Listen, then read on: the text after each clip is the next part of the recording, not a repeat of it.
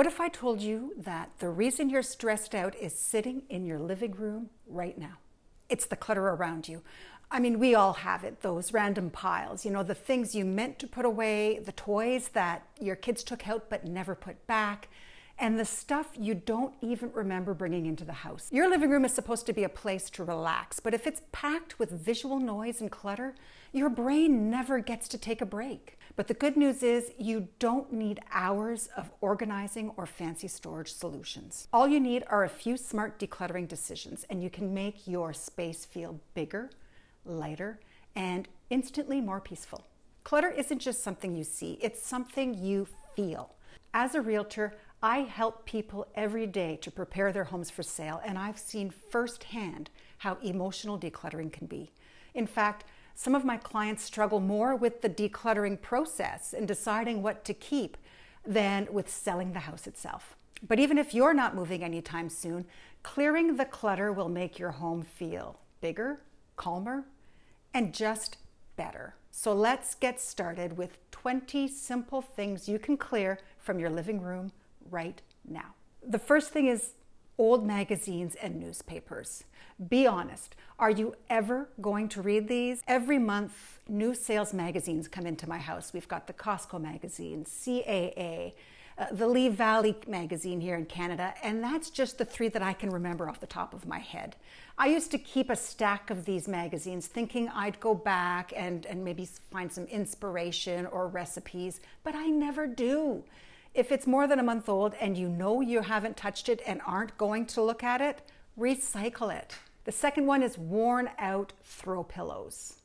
I love a good throw pillow, obviously, but after a while they can get lumpy, stained, or just plain tired looking. If yours are as flat as a pancake or faded and discolored, or maybe they've seen better days, they aren't adding any value to the decor in the room. So let them go. And if your couch is covered in more pillows than actual sitting space, maybe it's time to pare down your collection to just 2 or 3 pillows. Along that same vein, we're going to talk about excess throw blankets. Blankets are cozy, especially here in the winter time. I love to curl up under a throw blanket in the evening. Who doesn't? But do you really need 6 blankets in your living room? Consider paring it down to just 2 or 3. Keep your favorites and donate the extras to a pet shelter or someone in need. Number 4 is mismatched remote controls. Remotes are crazy. You have one for the TV, you have one for the cable box, one for the DVD player, the Apple TV, and the list goes on and on and on. Now, I'm not handy, but maybe you are, or you know someone who can help you, and you could program everything into one universal remote, and then you could get rid of everything else. And then the pile of remotes you keep for the devices you don't even own anymore, it's time to say goodbye to those. If it doesn't work or you don't know what it even controls, it's just clutter adding to the noise. I'm going to combine number 5 and number 6 here. We've got unused candle holders and candles. I'm combining them both because you really can't have one without the other in most cases. And if you have candle holders but never actually put candles in them, or have candles that have never been lit, I'm guilty of this one, as you can see, they're just collecting dust.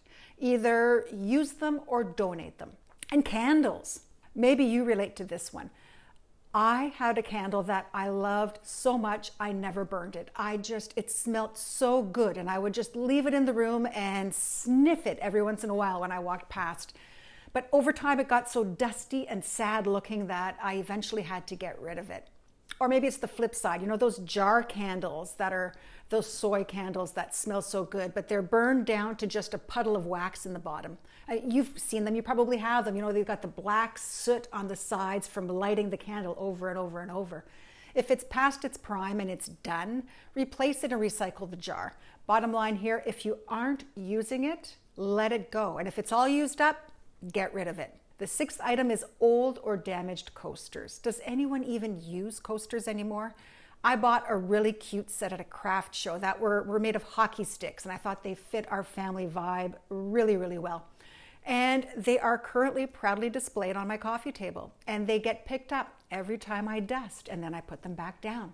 I don't think they have ever been used more than maybe a handful of times in the 5 years I've owned them. How many coasters do you have? And do you actually use them? Or maybe we can both free up some space here and get rid of them and give them to someone who might actually use them. Number 7 is decorative baskets that hold nothing. Storage is great when it's actually being used, but an empty basket, that's just clutter waiting to happen. It's an open invitation to bring in more stuff that you don't need. Instead of letting it sit there collecting odds and ends, find a real use for it, repurpose it, or pass it along to someone who will.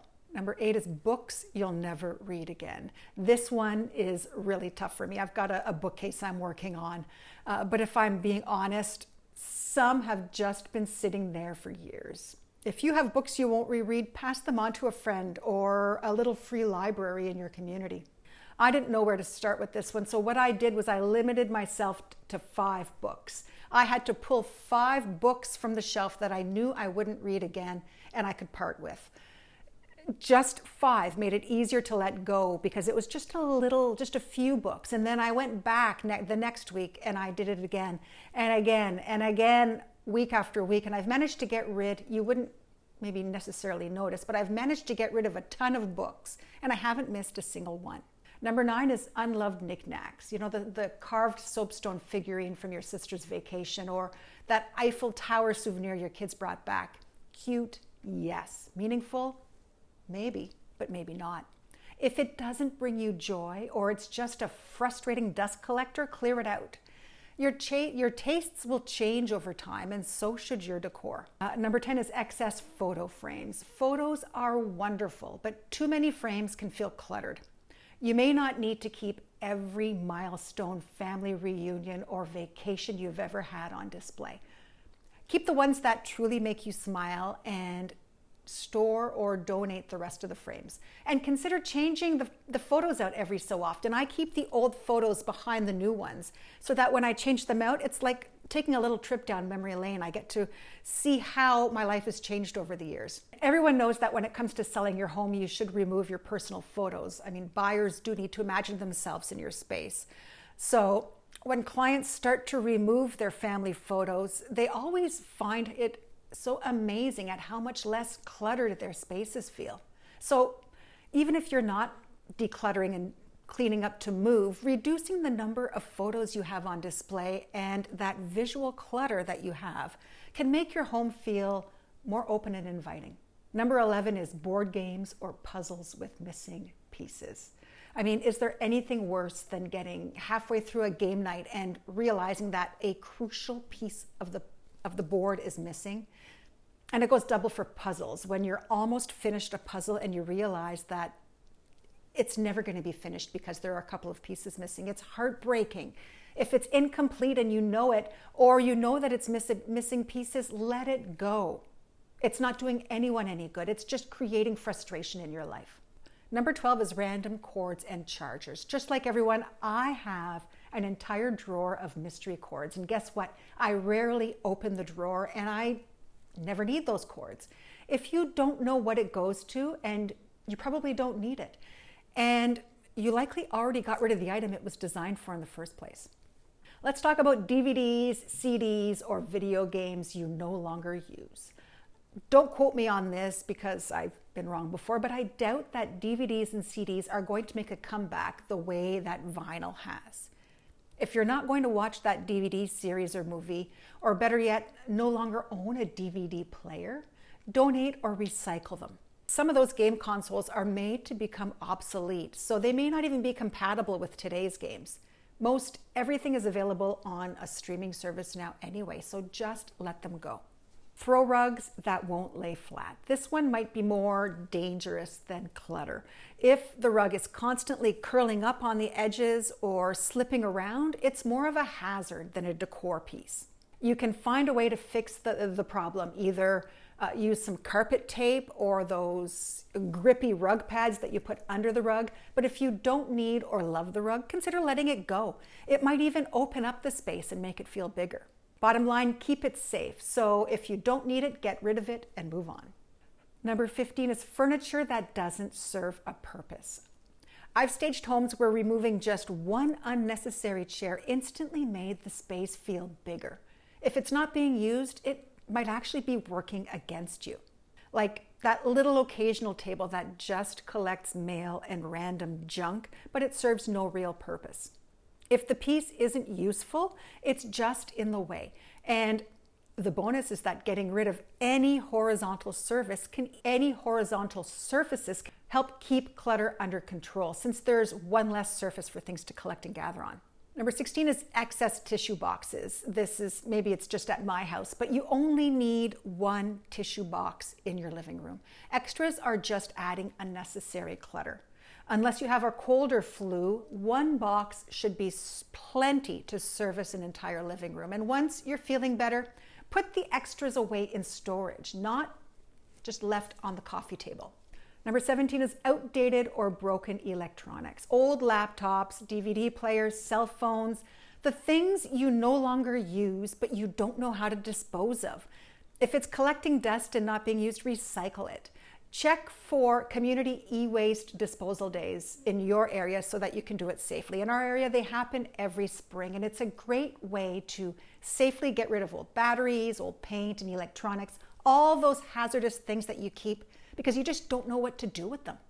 Number 18 is excess or unused vases. Do you ever notice how vases seem to multiply?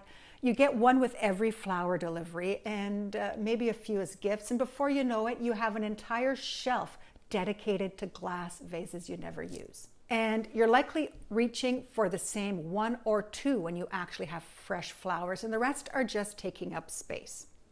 And let's be honest, how many of these vases are even actually your style? Most are just those basic florist glass vases.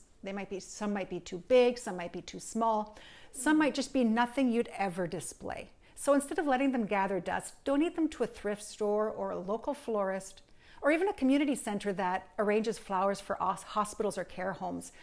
When I was young, my Nana was responsible for the flowers at our local church, and she had a huge vase collection. It's an easy way to clear out the clutter and give someone else a chance to enjoy them. Decorative bowls or trays.